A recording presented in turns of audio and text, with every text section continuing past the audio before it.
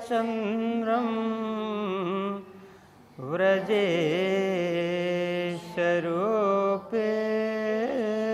पुरापि जातं प्रविश्य प्राप्तं प्रियप्राणनाथं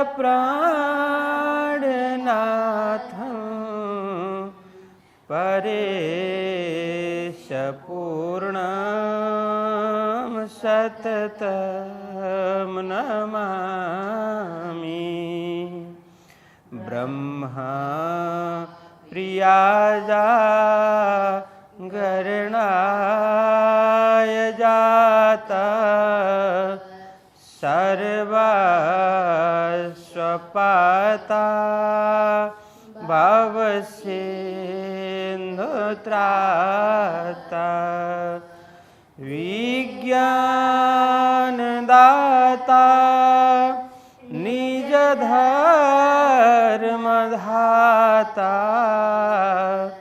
दीनैकबन्धो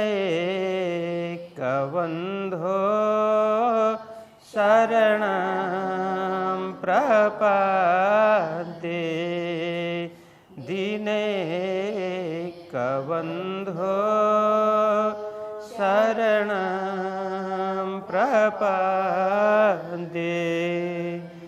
बोलिए कृष्ण कन्हैया लाल की, श्री सद्गुरु महाराज की, श्री प्राणनाथ प्यारे की, श्री लालदास जी महाराज की, श्री पाँच नवतनपुरी धाम की, जगद्गुरु आचार्य श्री 108 कृष्णमणि जी महाराज की, परमहंस बाबा जी लक्ष्मीदास महाराज की, समस्त सुंदर साथ की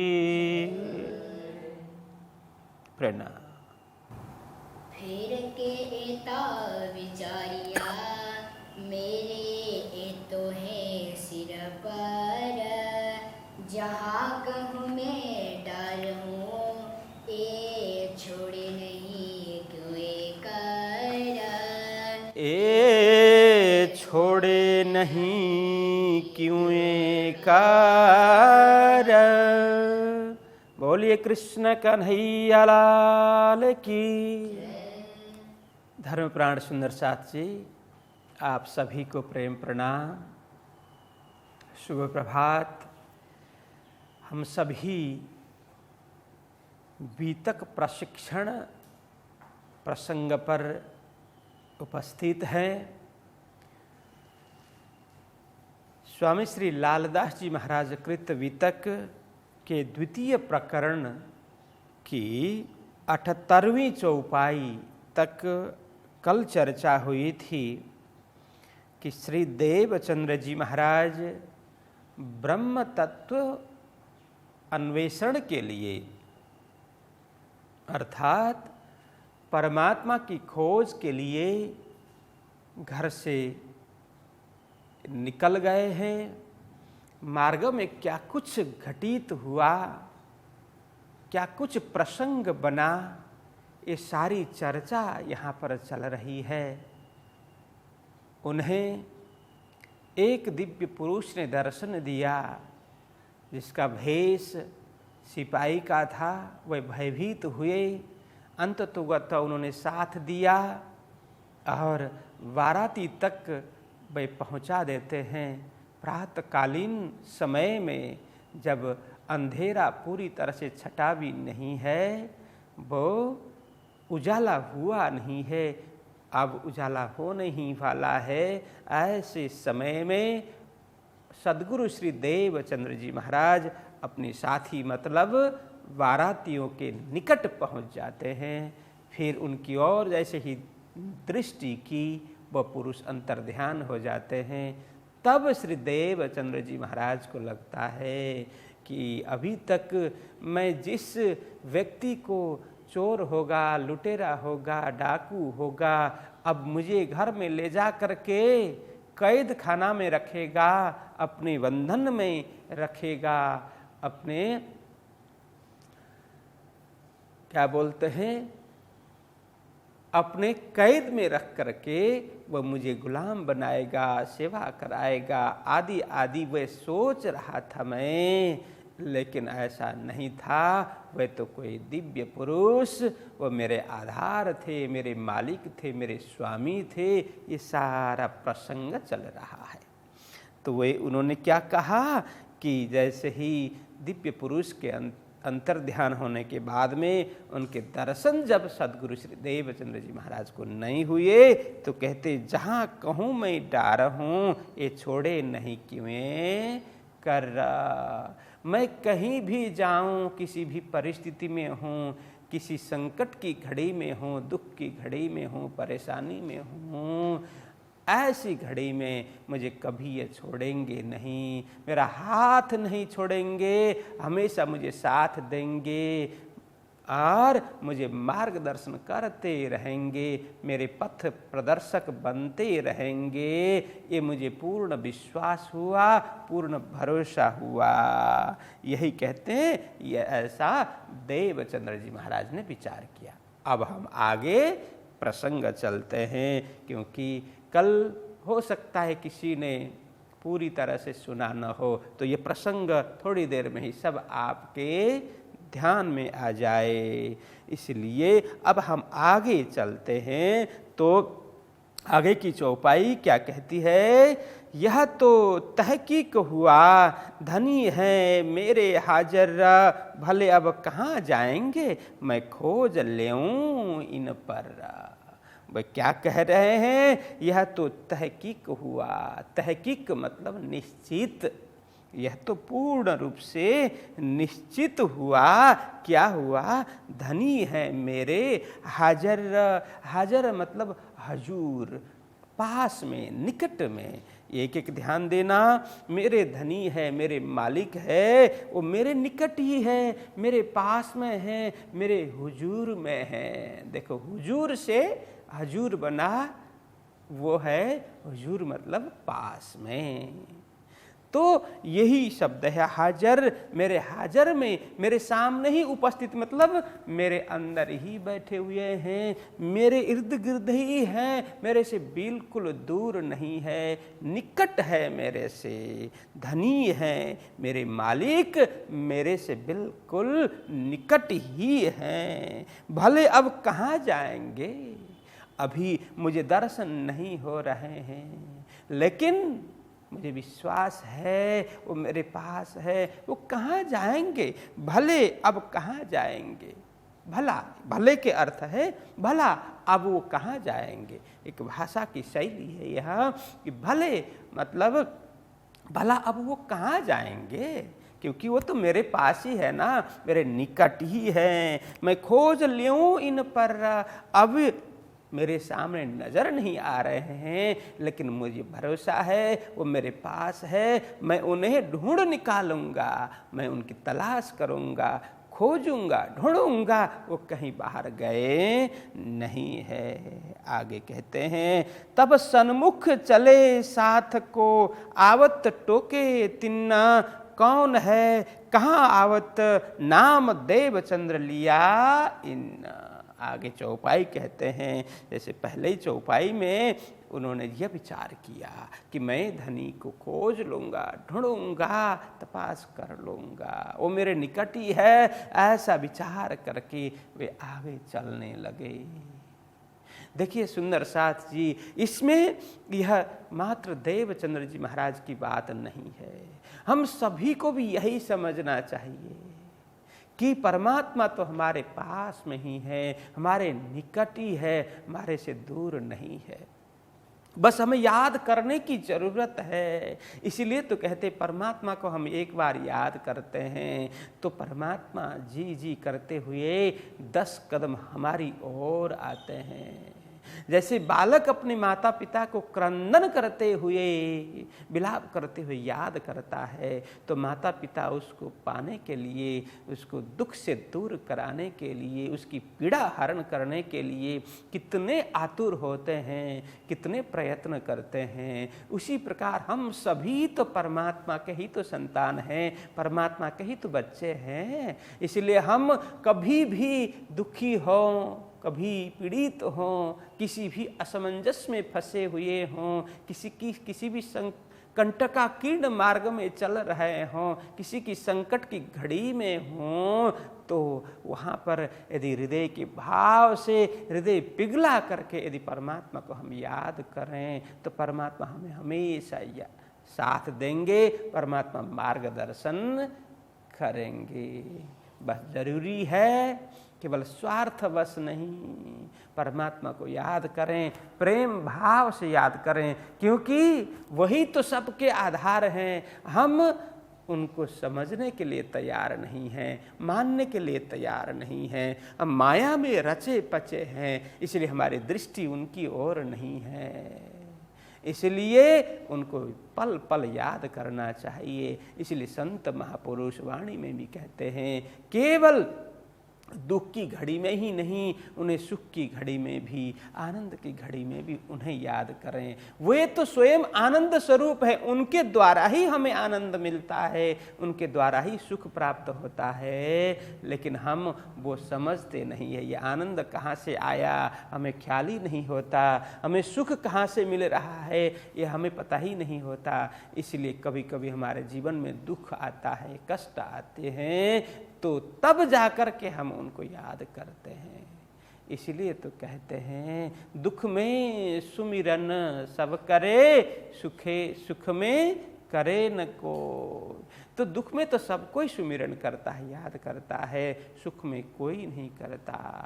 यदि सुख में सुमिरन करे तो दुख काहे को हो। ये तो कभी दुख नहीं होगा। सुख में भी यदि उन्हें याद करें, सुमिरन करें, भजन करें, भक्ति करें उनका, तो हमें कभी दुख नहीं आएगा। तो सद्गुरु जी महाराज ने सोचा, वो तो मेरे निकट है, मेरे आधार वो मेरे निकट ही बैठे हुए हैं, मेरे पास बैठे हुए हैं, हम सभी के पास में हैं, हम सभी के हृदय में हैं। जरूरत है उन्हें अनुभव करने की, जरूरत है उन्हें प्रकट करने की, यही बता रहे हैं।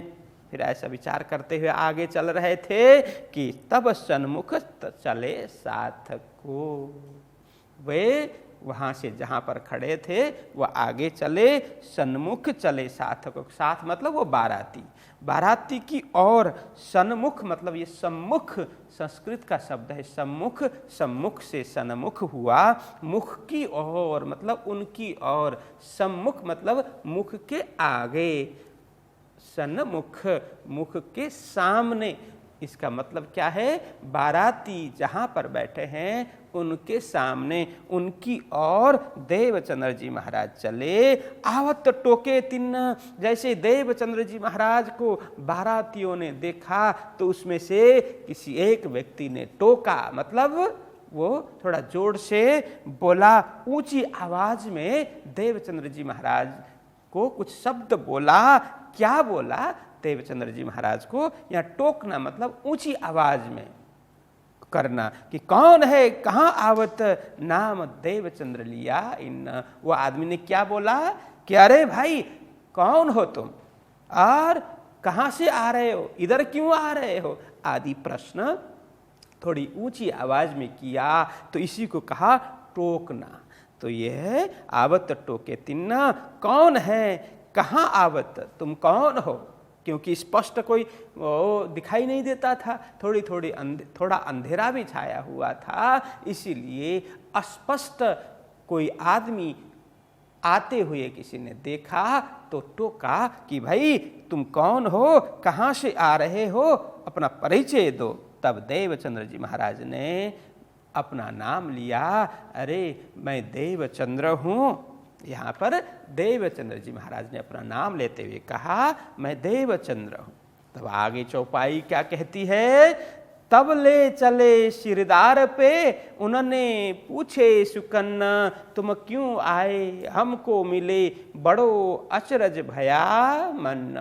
तब देवचंद्र जी महाराज ने जैसे ही कहा मैं देवचंद्र हूँ, तो पूछने वाला व्यक्ति ने और भी कई बातें पूछी होगी। तब देवचंद्र जी महाराज ने कुछ उसको संकेत किया, कुछ बात बताई। तब सीधा उसने सरदार पे, मतलब तब ले चले सिरदार पे। सिरदार मतलब वो प्रमुख, वो मंत्री जिसको देवचंद्र जी महाराज ने उमरकोट में पूछा था मैं भी आप लोगों के साथ आना चाहता हूँ। वो सिरदार था, प्रमुख मंत्री था। इसीलिए जिसने देवचंद्र जी महाराज को यहाँ टोकते हुए पूछा था कौन हो भाई, कहाँ से आए, तो वही व्यक्ति ने उस सिरदार के साथ में देवचंद्र जी महाराज को मिलाया। तब ले चले सिरदार पे। सिरदार के पास में सरदार, यहाँ सरदार अर्थ है तो प्रमुख है, सरदार मतलब प्रमुख है, मंत्री है, उसके पास वो ले गया। उन्होंने पूछे सुकन्ना। अब उन्होंने मतलब उस मंत्री ने, उस सरदार ने देवचंद्र जी महाराज को कुछ पूछा। क्या पूछा? तुम क्यों आए, हमको मिले। अरे देवचंद्र, तुम किस तरह से यहाँ पर पहुंचे, किस तरह से हमारे साथ में मिले, हमें तो बड़ा आश्चर्य हुआ। क्यों? तो आगे यहाँ कहते हैं तुम क्यों आए हमको मिले, बड़ो अचरज भयो मन। आश्चर्य, मुझे तो आश्चर्य हो रहा है, ताज्जुब हो रहा है, तुम कैसे यहाँ पर पहुँचे। क्यों? यहाँ आगे खुलाते हैं क्यों कर राह पाई तुमने ये मार्ग कैसे पता किया, यह पथ का पता तुम्हें कैसे चली। और कहते हैं क्यों पहुँचे असवारों संग। तब जवाब श्री देवचंद्र जी दिया हम आए चले जैसे बंग। तो देवचंद्र जी महाराज ने कहा उसके पूछने पर, क्या पूछने पर कि तुमने राह कैसे पाई। और हम तो सवारों के साथ में, मतलब घुड़सवारों के साथ में हैं, और तुम पैदल चलते हुए हमारे पीछे पीछे ऐसी रात्रिकालीन समय में जहाँ मार्ग का कुछ पता ही नहीं चलता, तुम्हें मार्ग कैसे पता चला। मार्ग पता भी चला हो तो हम तो असवार के साथ में हैं, साधन सवारी साधनों के साथ में हम आए थे, तुम तो पैदल चलते हुए, तुम किस प्रकार से हम यहाँ रुके, यहाँ पर पहुँचे, हमको कैसे मिले, आदि आदि प्रश्न उस मंत्री ने किया। तब देवचंद्र जी महाराज ने जवाब दिया। तब जवाब देवचंद्र जी, श्री देवचंद्र जी दिया हम आए चले जैसे बंग। तो बंग मतलब हवा। देवचंद्र जी महाराज ने कहा कि हम तो हवा की तरह, मतलब हवा की रफ्तार से, हवा की गति से हम बहते चले आए, मतलब उड़ते चले आए। जैसे हवा बहती है, हवा की तेज रफ्तार जैसे हवा की होती है, उसी प्रकार से हम भी हवा की गति से उड़ते हुए अथवा बहते हुए यहाँ तक पहुँचे। हम आए चले जैसे बंग, मतलब हवा की तरह हम यहाँ पहुँचे। हवा की तरह मतलब हवा की गति की तरह। हवा जिस गति से उड़ती है, बहती है, उसी गति से हम भी आप लोगों के पीछे पीछे आए।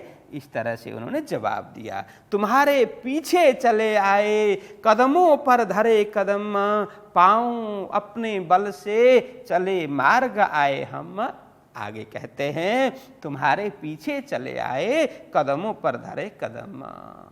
हम तो हवा की गति की भांति हम आगे बढ़ते चलते आए, और आप लोगों के पीछे पीछे वह कदमों पर धरे कदम, मतलब वो मार्ग अनुसरण करते हुए, आप जिस मार्ग पर आप लोग आए उस मार्ग का अनुसरण करते हुए, पद चिन्ह आप लोगों के जो देखते हुए, उस पद चिन्ह देखते हुए उसके पीछे पीछे उसके अनुसरण करते हुए हम यहाँ तक पहुँचे।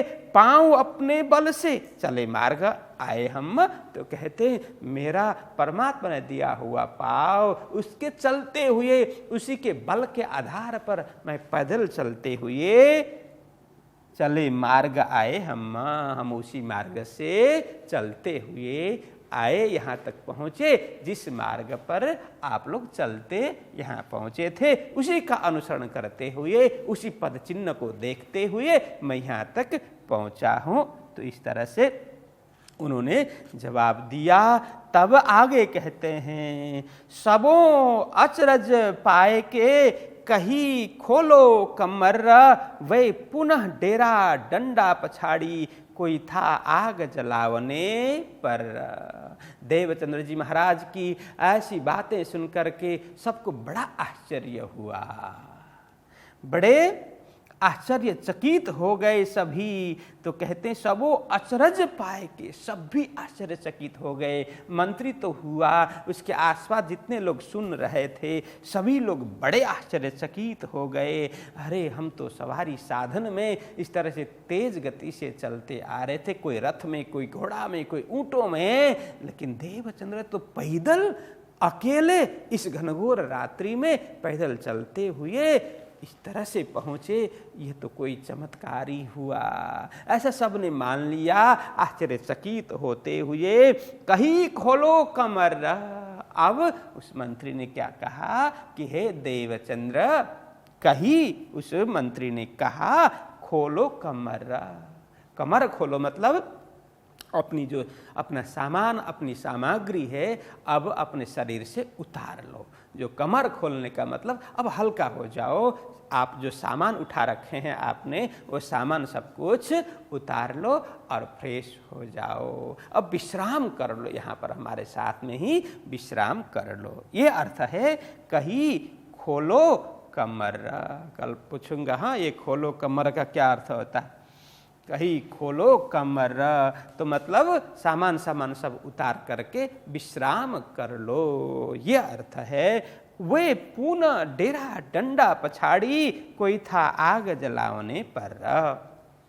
वे मतलब उन लोग, कौन? वहाँ आसपास जो खड़े थे, बातें सुन रहे थे, बाराती लोग। मंत्री प्रश्न कर रहा था, पूछ रहा था, तो आसपास दूसरे लोग भी सब खड़े थे। आश्चर्यचकित होकर के वो क्या कर रहे थे सभी लोग, वो तंबू गाड़ना और सामान वगैरह उतारना, क्योंकि अब वहाँ पर थोड़ा विश्राम भी करना और भोजन इत्यादि तैयार करना और फिर बाद में वहाँ से आगे प्रस्थान करना, यही होता था। इसीलिए वहाँ पर सारी तैयारियाँ कर रहे थे। कोई तो तंबू टांग रहे थे कपड़े का, अलग अलग वो छाया के लिए, बैठने के लिए तंबू गाड़ रहे थे, टांग रहे थे। कोई आग, वो चूल्हा बना बना करके आग जला रहे थे, क्योंकि भोजन भी करना है। तो वहाँ पर जहाँ बैठे हुए थे वहाँ पानी की सुविधा होगी, इसीलिए या तो कुआं होगा या तो ताड़ाग होगा या कुछ नदी, कोई नदी होगी, उसके किनारे में ये सब डेरा डंडा पछाड़ करके बैठे थे, मतलब डेरा डंडा उतार करके वहाँ पर तंबू टांग रहे थे। कोई तो क्या कर रहे थे, चूल्हा बना करके आग जला रहे थे और कोई अपना अपना काम में व्यस्त थे। अब देवचंद्र जी महाराज पहुंचने के बाद सभी आश्चर्यचकित होकर के बातें सुन रहे थे। तब मंत्री ने कहा कि अब सब अपना सामान भी उतार लो देवचंद्र जी, और हमारे साथ विश्राम कर लो। इतने कहने पर वे पुनः डेरा डंडा पछाड़ी, अब फिर से सब अपने अपने काम में लग गए। डेरा डंडा अब वहाँ तैयार करना, तंबू गाड़ना और सब सामान तैयार करना आदि, वे पुनः उस कार्य में लग गए। मतलब वो पड़ाव जहाँ पर रखे थे वहाँ की तैयारी फिर करने लगे। कोई था आग जलावने पर, कोई तो चूल्हा बना करके आग तैयार कर रहा था, आग जला रहा था भोजन आदि बनाने के लिए। आगे कहते हैं, तब उन कायस्थ सिरदार ने रसोई का किया आदर, चाहो तो सीधा लेवो या आओ रसोई पर। तो अब उस कायस्थ, वो मंत्री भी कायस्थ जाति का ही था। देवचंद्र जी महाराज के माता पिता भी कायस्थ थे, कायस्थ जाति, कायस्थ बिरादरी। तो देवचंद्र जी महाराज का शरीर भी उस कायस्थ जाति से ही था, इसलिए यहाँ वो जाति की बात कर रहे हैं। तो सिरदार ने, वो कायस्थ सिरदार देवचंद्र जी महाराज के जाति का ही था, वो मंत्री, वो सरदार, वो सिरदार। तब उसने क्या बोला? रसोई का किया आदर। हे देवचंद्र जी, आप थोड़ी देर विश्राम करो, यहाँ रसोई तैयार हो रही है, भोजन तैयार हो रहा है, आप हमारे साथ में ही भोजन करेंगे। और साथ में यह भी कहा, चाहो तो सीधा लेवो या आओ रसोई पर। यदि आप चाहो कि आपकी इच्छा हो स्वयं पका करके स्वयं बना करके खाने की, तो चाहो तो सीधा लेवो। सीधा मतलब क्या है? कच्चा सामान, कच्चा सामग्री, जो भोजन की कच्ची सामग्री, जैसे दाल, चावल, सब्जियां आदि जो भी कच्ची सामग्री है, अभी भोजन बन के तैयार नहीं हुआ है, उसको सीधा बोलते हैं। तो चाहो तो वो कच्चा सामान लेकर के आप बना सकते हैं। यदि चाहो तो हमारे साथ में ही तैयार भोजन आप कर सकते हैं, या आओ रसोई पर। या तो तैयार, यहाँ रसोई मतलब तैयार भोजन, या आप चाहो तो कच्चा सामान भी ले सकते हो, कच्ची सामग्री ले सकते हो, या तो तैयार भोजन आप भोजन में आप आ सकते हैं। तो आगे कहते हैं, तब श्री देवचंद्र जी ने यूं कर दिया जवाब, मैं अपने हाथों करत हूं कहा कायस्थ तिनके बाब। तब श्री देवचंद्र जी ने, तो मंत्री के इस तरह के आग्रह के बाद, किस तरह के, या तो आप हमारे साथ में रसोई कर लीजिए, या तो कच्चा सामग्री लेकर के अपने हाथों बना करके खाइए।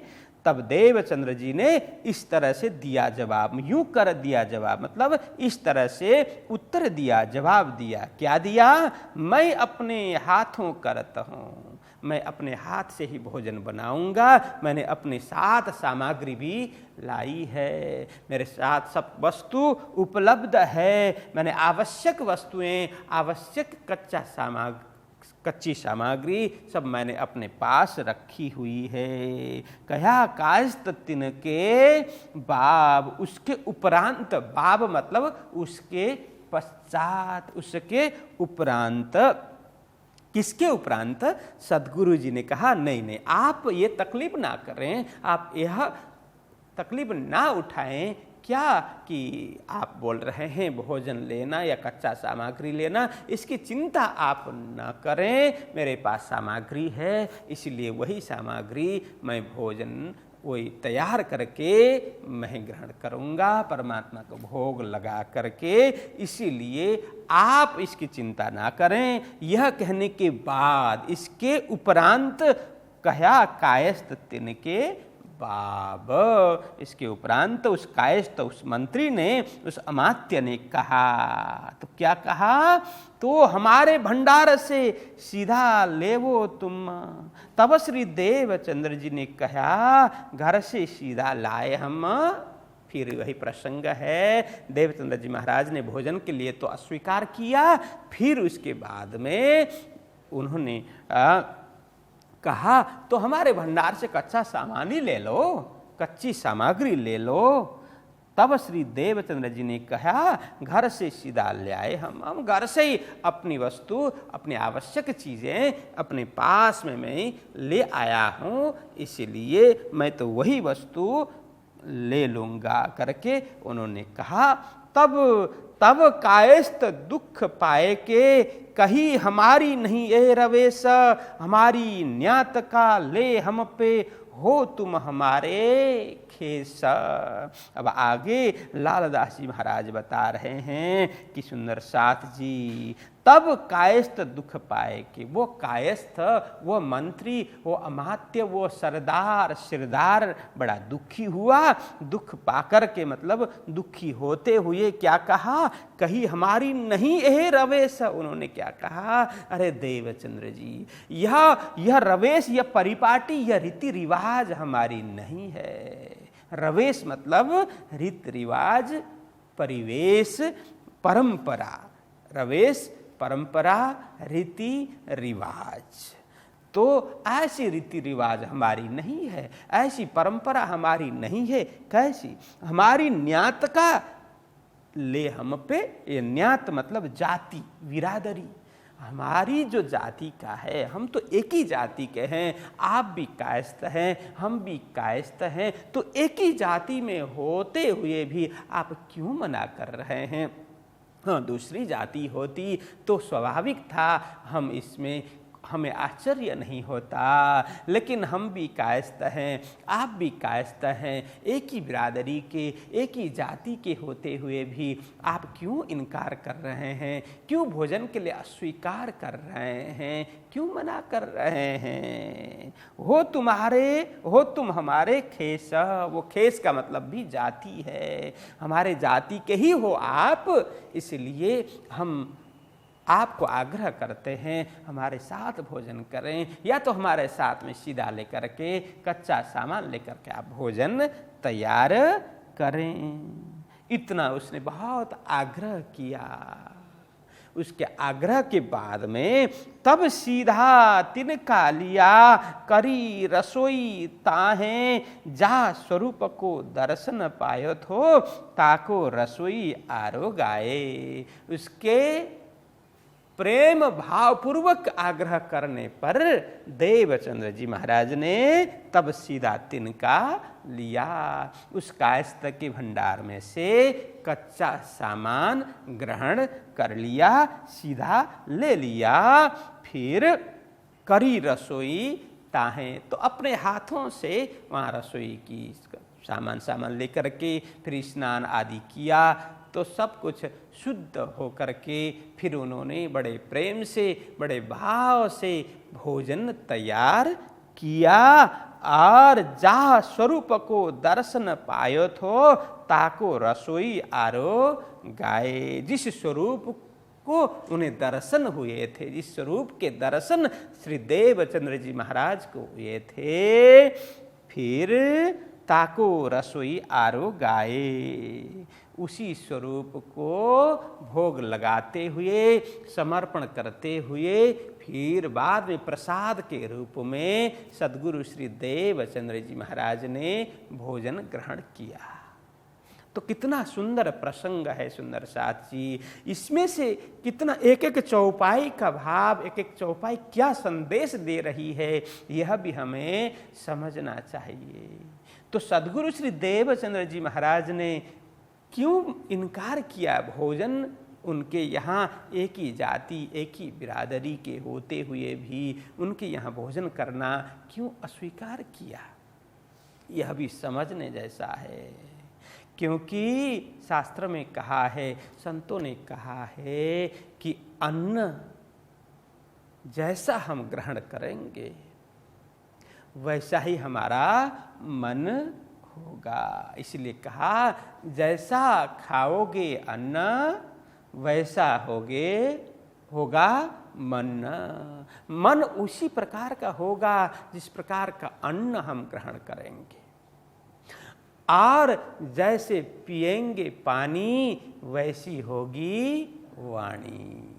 तो हमारी वाणी उसी प्रकार की होगी, हमारा स्वभाव उसी प्रकार का बनेगा जिस प्रकार का पानी पिएंगे, जिस प्रकार का अन्न हम खाएंगे, उसी प्रकार का मन हमारा होगा। इसलिए ये मन का संसार है, मन जैसा होगा उसी प्रकार का हमारा जीवन बनेगा। इसलिए मन को साधना है, मन को शुद्ध बनाना है, तो अन्न पे बड़ा ध्यान देना चाहिए कि हमें क्या खाना चाहिए, किस प्रकार का अन्न खाना चाहिए, किस प्रकार से कमाई के अन्न खाना चाहिए, वो सब विचारणीय है। इसलिए संत महापुरुष जहाँ कहीं जाकर के खाते नहीं हैं, वो बड़ा विचार करते हैं, हम जहाँ खाते हैं उनकी कमाई किस तरह की है, उनके घर में वो खाद्य सामग्री आई किस तरह से है, किस प्रकार की कमाई से है, क्या सात्विक कमाई है, क्या मेहनत की कमाई है, क्या पसीने की कमाई है, वो विचार करते हैं। इसीलिए शास्त्रों में कहा कि किसी को दुखी करके अर्जित किया हुआ भोजन वो नहीं करना चाहिए। किसी को पीड़ा में डाल करके तैयार किया हुआ भोजन वो कभी नहीं करना चाहिए। अनेक शास्त्रों में निर्देश है, इसीलिए संत सद्गुरु शास्त्र हमें बार बार समझाते हैं कि भोजन करते हुए बड़ा विचार करना चाहिए। हर कहीं भोजन करें, हर किसी के बनाया हुआ भोजन करें तो बनाने वाले व्यक्ति की भावना कैसी है, वह खाने वाले व्यक्ति के ऊपर वो भावना का असर पड़ेगा। और किस प्रकार से कमाई करते हुए बनाया है उसका भी असर पड़ेगा, और जिस प्रकार से पिरसते हैं उसका भी असर पड़ता है। इसीलिए कहते हैं कि भोजन बनाते हुए सकारात्मक सोच रख करके बड़े प्रेम से भाव से भजन गाते हुए, भजन गुनगुनाते हुए, परमात्मा को याद करते हुए भोजन बनाना चाहिए, ताकि वो भोजन में वही ऊर्जा, वही वाइब्रेशन भोजन में भी हो और भोजन करने वालों के प्रति उसका असर हो। तो आज बड़ा विचित्र स्थिति है, इसका यही अर्थ है। आज लोग घर से अधिक बाहर होटल में खाना पसंद करते हैं। इसलिए जैसे होटल में खाते हैं तो होटल में भोजन बनाने वाला किस प्रकार का होता है, न तो स्नान ध्यान पूजन उसकी कोई शुद्धताई की ख्याल नहीं है। हाँ, बाहर थोड़ा सर सफाई भी लगे, लेकिन अंदर जाकर के देखेंगे होटल में भोजन किस प्रकार से बनता है तो पता चलता है वहाँ भोजन करने जैसा नहीं होता है। और जो भोजन बनाने वाला है वो भोजन जो करने वाले हैं उनके प्रति उनका कोई सद्भाव होता नहीं है। इसीलिए वो मन में अनेक प्रकार के बुरे विचार, किसी के प्रति दुर्भावना रखते हुए यदि भोजन बनाता है तो वही दुर्भावना भोजन करने वालों के प्रति भी पनप जाती है। तो एक कुछ प्रसंग याद आया कि कोई एक अच्छा भला आदमी कुछ दिन उसको होटल में खाना पड़ा। घर के लोग कहीं बाहर गए होंगे तो उसको कुछ दिन होटल में भोजन करना पड़ा। बड़ा भला आदमी था, अच्छा आदमी था। तब कुछ दिन के बाद में उसके स्वप्न बड़े बुरे आने लगे। उसके स्वप्न में क्या आता था कि वो कहीं किराए में रह रहा है, उसको बार बार किराए के पैसे देने में तकलीफ हो रही है, और घर मालिक उसे बड़ा डांट फटकार कर रहा है। घर मालिक बोल रहा है कि यदि तुम कल तक किराए जमा नहीं कराओगे तो तुम्हारे सामान फेंक दिए जाएंगे, तुम्हें निकाल दिया जाएगा। वो बड़े दुखी होकर के वो जग जाता था और देखता था वो तो अपने बिस्तर में सोया हुआ है। फिर दूसरे दिन भी इसी तरह का स्वप्न वो देखने लगा। बड़ा दुखी हो गया, अरे भाई मैं तो अपने घर में रहा हूँ, मेरा आलीशान बंगला है, अपने बेड बिस्तर में मस्ती से सोया हुआ हूँ, लेकिन यह क्यों हो रहा है, इस प्रकार के स्वप्न क्यों आ रहे हैं। तो उसने जानना चाहा। फिर उसने जाकर के होटल में तपास की तो उसको पता चला जो भोजन बनाने वाला है ना, भोजन बनाने वाला किराए के मकान में रहता था। उसको ये सारी परेशानी हो रही थी कि वो मालिक से बार बार दुखी था, वो किराए नहीं दे पा रहा था, और वो जो होटल में से मिलता था वो अनेक अखाद्य पदार्थ खा करके पैसा पूरा कर देता था, और मालिक को किराए देने का पैसा नहीं होता था। तो वही जो भोजन बनाने वाला जो कुकमैन है वो इसी प्रकार की भावना लेकर के भोजन बनाता था। अरे मेरे पास पैसे नहीं है, मालिक डांटेगा, फटकारेगा, मेरा सामान निकाल देगा। अब उसने कहा इस प्रकार, तो अब मैं क्या करूं, कहाँ जाऊं, दूसरा कहाँ ढूंढूं, इत्यादि वो विचार करते, यही मन में उसका चलता था और वो भोजन बनाता जाता था। उसका असर खाने वालों पर पड़ा। तो जैसे ही उसने अब घर में जाकर के अपने हाथों से भोजन बना करके खाना शुरू किया तो ये बुरे स्वप्न भी आना बंद हो गया। तो यह होता है भोजन का असर। और दूसरा भी मैं दृष्टांत देना चाहता हूँ कि भोजन का क्या असर होता है। तो एक कोई साधु सन्यासी साधक, बड़े अच्छे साधक थे, तो वे एक बार विचरण करते हुए किसी नगर में पहुंचे, तो किसी के यहाँ अतिथि बन गए और भोजन किया और रात्रि विश्राम किया किसी व्यक्ति के यहाँ। तो रात में वो संत ने क्या देखा, घर के आंगन में एक हृष्ट पुष्ट घोड़ा बंधा हुआ देखा। तो वो साधु सन्यासी ने क्या सोचा, अरे ये घोड़ा मुझे मिल जाए तो कितना बढ़िया होता। मैं तो पैदल पैदल भिक्षाटन कर रहा हूँ, कहाँ कहाँ भटकना पड़ता है, इधर से उधर कहाँ से कहाँ पहुँचना पड़ता है। यदि घोड़ा मुझे मिल जाए तो मुझे सरल होगा कहीं भी जाने आने में। लेकिन यह अब देने वाला तो नहीं है, इसलिए मुझे इसकी चोरी करनी पड़ेगी। तो रात के समय में उठा और उठ करके वो घोड़ा वहाँ से खोल करके कहीं दूर जंगल में ले जा करके बांध दिया और आकर के जैसा तैसा आकर के फिर उसी घर में सो गया। अब जैसे सुबह उठा तो अब घर वालों को पता चला कि घोड़ा है नहीं। अब किसको क्या बोलें, क्योंकि जो घर में अतिथि के रूप में संत है वो तो वहीं है, अपने साथ में ही है, कहीं गए नहीं है।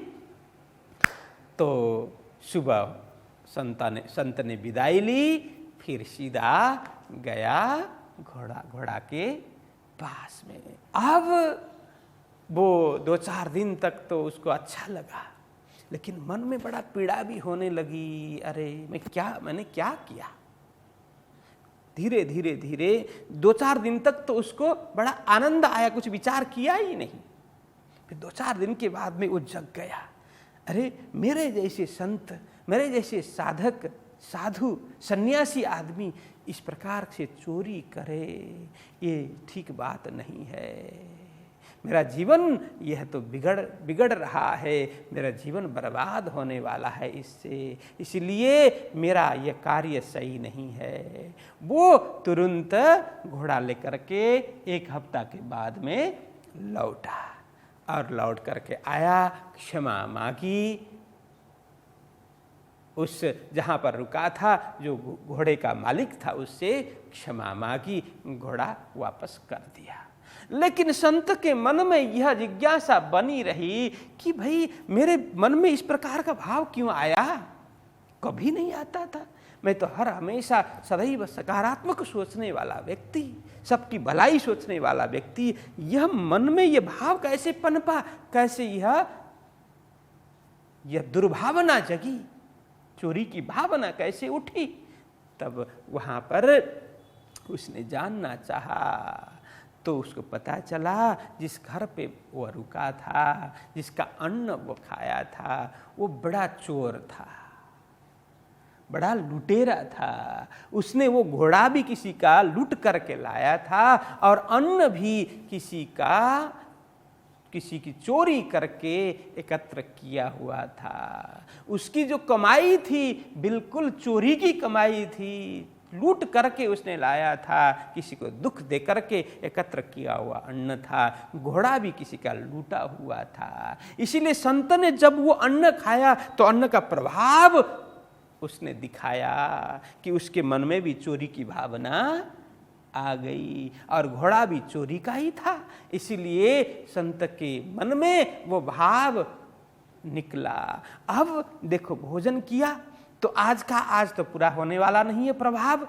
कई दिन तक भोजन का प्रभाव शरीर में रहेगा। तो आज किया था उसने, रात को भोजन किया था, उसका प्रभाव तो उसी 1-2 घंटे के बाद में दिखना शुरू हो गया और रात में ही घोड़ा चोरी की। सुबह वो लौट करके आया, 1 दिन 2 दिन 3 दिन 4 दिन 5 दिन लगभग 1 हफ्ता तो वो कुछ उसने विचार किया ही नहीं। फिर 1 हफ्ता के बाद में जब धीरे धीरे वो अन्न का प्रभाव थोड़ा कम होने लगा, क्योंकि अन्न रात को खाया, सुबह मल के द्वारा तो वो कुछ निकलता है, लेकिन उसका जो रस है वो भी तो शरीर में रहता है, वो तो कई दिन कई महीने तक उसका प्रभाव रहता है। लेकिन संत भजनिक थे, बड़े साधक थे, इसीलिए उनका प्रभाव, उस अन्न का प्रभाव अधिक समय तक नहीं रहा। उन्होंने विचार किया, अरे ये बुरे प्रभाव, बुरे विचार, बुरी सोच मेरे में क्यों आ रही है। उन्होंने जानना चाहा, भजन बढ़ाया, भक्ति बढ़ाई, साधना बढ़ाई, तो उसका असर जल्दी से वो पूरा हो गया। उन्होंने जाना हाँ ये बात थी, तो कई दिनों के बाद उसका असर बिल्कुल पूरा हो गया। इस प्रकार से इसीलिए कहते हैं अन्न हमें बड़ा ध्यान दे करके कहाँ से कमाई की हुई है, कहाँ से वो अन्न तैयार हुआ है और किसने बनाया है, किस भाव से बनाया है, ये सारा ध्यान दे करके हमें खाना चाहिए यदि जीवन को पवित्र बनाना हो। तो इसलिए शास्त्र में कहते हैं कि हर कहीं भोजन नहीं करना चाहिए, बड़ा सोच विचार करके किसके यहाँ खाना चाहिए, किसके यहाँ नहीं खाना चाहिए, किस प्रकार का अन्न खाना चाहिए, यह विचार करने जैसा है। इसीलिए सबसे अच्छा अन्न है स्वयं की कमाई की हुई ही, स्वयं के मेहनत से पसीने निकाल करके जो अन्न तैयार हुआ।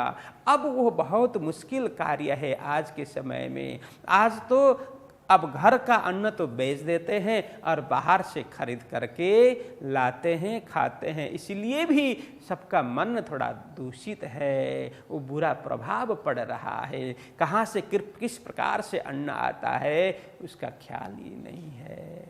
जिस घर के लोग, जो लोग किसी को दुखी करते हैं, किसी की हिंसा करते हैं, किसी की निंदा करते हैं, किसी की चुगली करते हैं, ऐसे घर में भी भोजन नहीं करना चाहिए। और जहाँ पर मांस मदिरा इत्यादि चलता है, अंडा, मांस, मदिरा,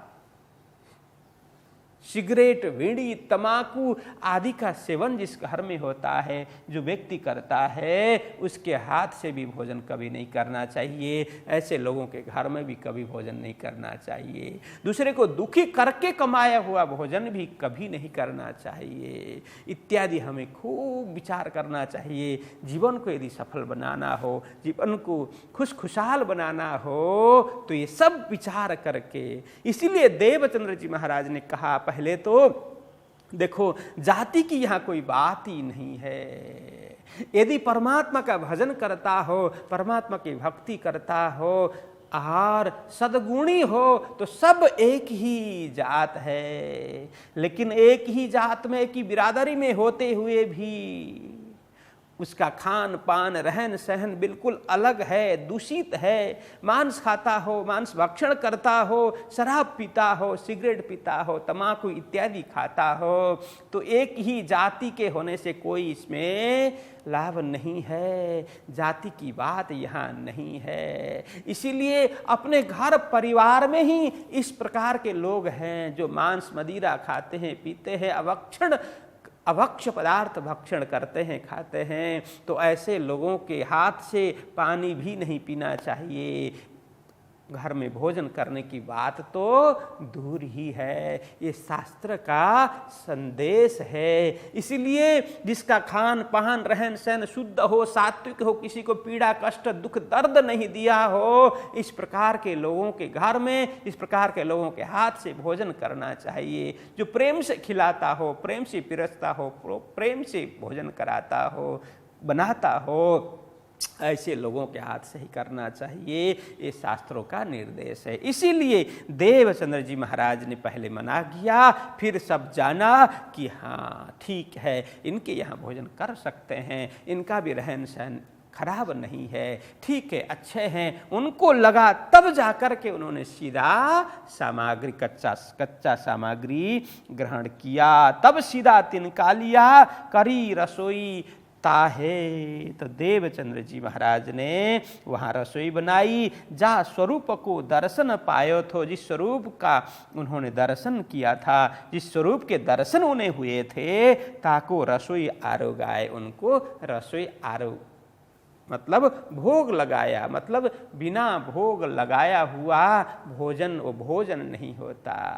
इसीलिए जो कुछ भी आए तो सब कुछ परमात्मा के चरण में समर्पित कर दें, उन्हें अर्पण करके ही भोजन करना चाहिए। तो इस तरह से तो प्रसाद लेके पौड़ रहे, फेर के उठे जब, उठ के गैल चलन को हुए तैयार सब। अब देवचंद्र जी महाराज ने प्रसाद तैयार किया और भोजन उनको प्रसाद लगा करके फिर वो ग्रहण किया। प्रसाद लेके प्रसाद के रूप में लिया, न कि खाना के रूप में। इसलिए खाना नहीं खाना चाहिए, हमें प्रसाद ग्रहण करना चाहिए। प्रसाद और प्रभु का प्रसाद लगाया तो वो भोजन हो गया, नहीं तो वो खाना हो गया। खाना नहीं खाना चाहिए। इसलिए फेर के उठे जब, फिर वो प्रसाद लेकर के थोड़ी देर आराम किया उन्होंने, फिर उठ करके खड़े हो गए। फिर उठ के गैल चलन को तब देखा सब लोग, गैल मतलब अब फिर वो मार्ग चलने के लिए सब तैयार हो गए थे, हुए तैयार, सब तैयार हो गए थे।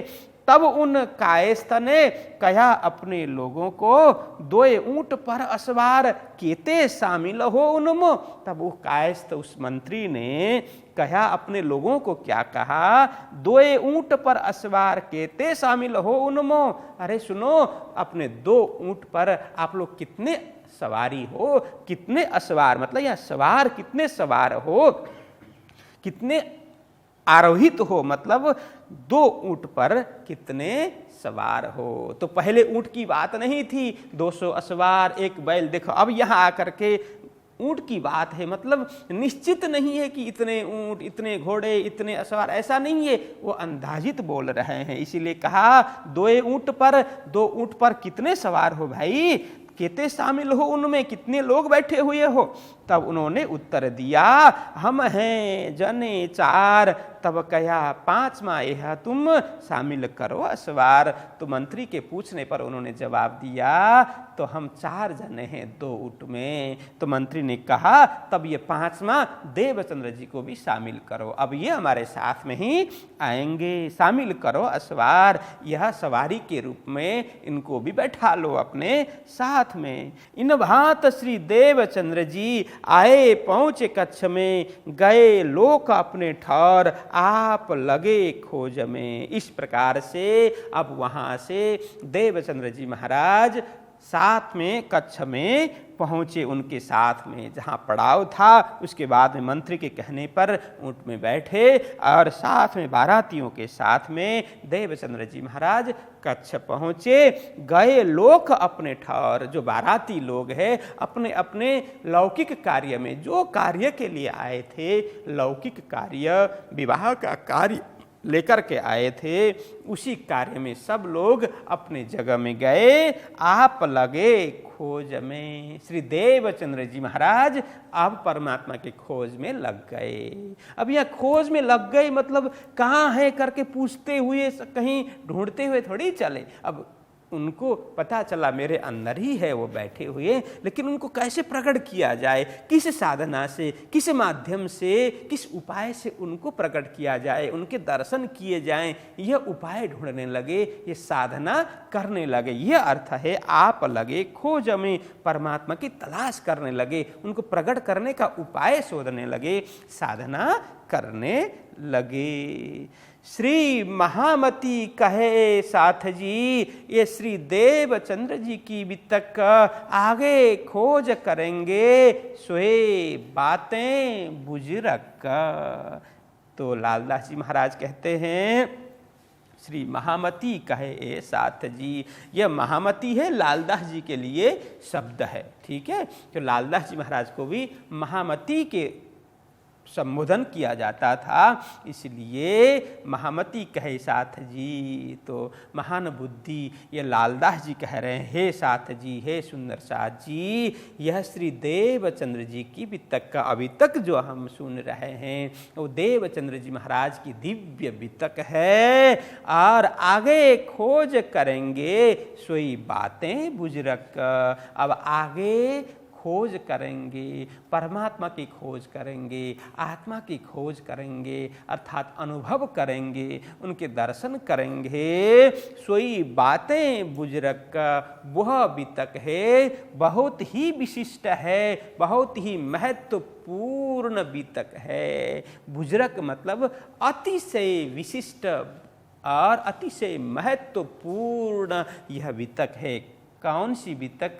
आगे खोज करेंगे। अभी तक देवचंद्र जी महाराज की जो जीवनी, प्रारंभिक जीवनी चल रही है, जैसे उन्होंने गृह परित्याग किया, किस कारण से, क्या क्या प्रसंग हुआ, ये चल रहा है। अब आगे अब वो खोज का प्रसंग चलेगा, साधना का प्रसंग चलेगा, किस प्रकार से परमात्मा की खोज करेंगे, साधना करेंगे, उनके दर्शन पाएंगे, ये सब कथा आगे चलने वाली है। सो वितक है, मतलब सो बातें अब आगे चलने वाली जो बात है, प्रसंग है, लीला है, देवचंद्र जी महाराज की जीवन लीला, वो अतिशय बुजुर्ग है, मतलब महत्वपूर्ण है, विशिष्ट है, उत्कृष्ट है। आप सभी बड़े ध्यान से श्रवण करना।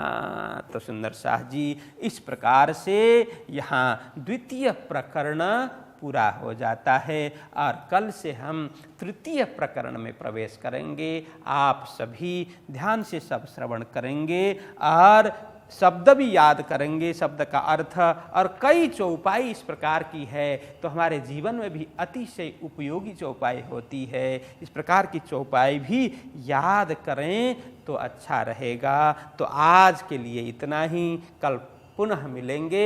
आप सभी को प्रेम प्रणाम। बोलो कृष्ण कन्हैया लाल की, सदगुरु महाराज की, श्री प्राणनाथ प्यारे की प्रणाम। सोए बातें बुजुर्ग, श्री महामती कहे साथ जी,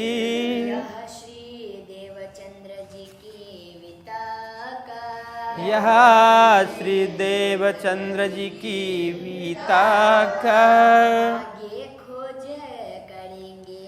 आगे खोज करेंगे,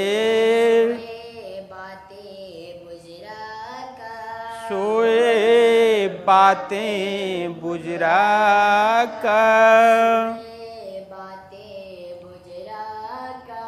सोए बातें बुजुर्ग। लाल की जय, जय